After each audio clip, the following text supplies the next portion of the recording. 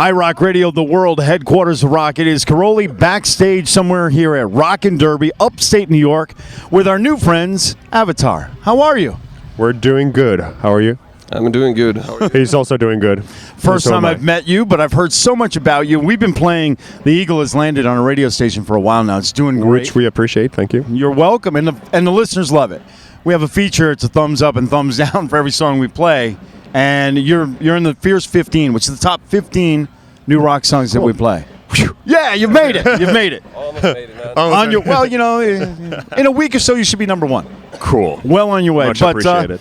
Tell us about the album, and tell us about, when you went in to write and record for this album, what was the concept, the thought behind it, and what were you hoping to have as a complete piece when you were done? Well, one very important thing to us between each album, for each project, is that we never want to repeat ourselves, and we always want to find a new way to make creating music hard. Mm-hmm. Something we always figure to have something going on that keeps us on our toes, that keeps a knife on our throats, and all those things.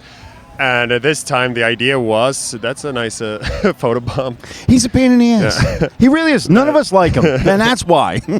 No, and the idea this time was, in order to have a diamond, which is created under pressure, was to do a concept album. Mm-hmm. So that idea, to do a concept album, was the idea that came first, and then we had a long process of finding our story to tell, mm-hmm. which ended up being this fable about an owl who goes to war to stop the sun from rising. Mm-hmm. Her main antagonist, her enemy in this story, is this eagle, which The Eagle Has Landed is about, him introducing himself. But she meets a whole bunch of animals along the way, with, as in any fable, has their own, frame of mind. Bless you, a frame of mind and different ideas about things.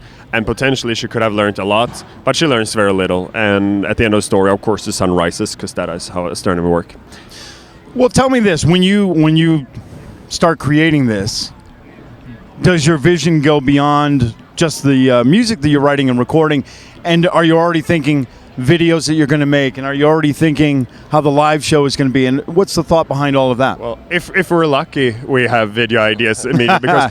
because the whole thing is like, the music has to come first, and everything is fed off of that. But early on, we are very interested in visualizing the music in any way we can, and treat, again, the band as a whole as an art project. Mm-hmm. We are a concept art group of some weird sort, and that's and in that idea, then if a song, if music is really good, it should provide some sort of vision, That is how we end up writing whatever we are writing, I love this riff because it makes me see and feel something.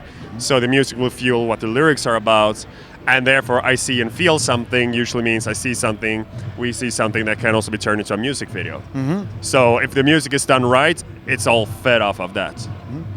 So what would you say to date has been your biggest break as a band? I mean, I know that, for us, we're just getting to know the band. We're just getting to know Avatar. But what would you say up to this point has been the biggest break? Was it a show or a tour that you got to be a part of? Or was it somebody you met along the way? Yeah, the biggest break for us as individuals in the band were when we realized that you can never lie about art. That art has to come from the heart. It has to be honest, and you can never lie about it. And when we started to do music for every right reasons and through all the wrong reasons out, that's when people also all of a sudden started to enjoy Avatar. And this was on Black Waltz, which was the first album that was released in the States.